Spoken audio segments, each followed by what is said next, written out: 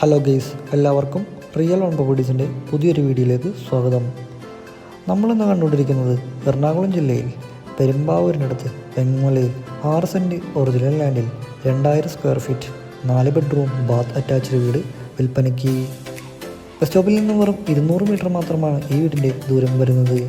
വീടിൻ്റെ ഫ്രണ്ട് വശം 4 വാഹനങ്ങൾ പാർക്ക് ചെയ്യാനുള്ള സൗകര്യം ലഭ്യമാണ്. വീടിനകത്തോട്ട് പ്രവേശിച്ചാൽ വിശാലമായ ലിവിംഗ് ഏരിയയും ഹോളുമാണ് നൽകിയിരിക്കുന്നത്.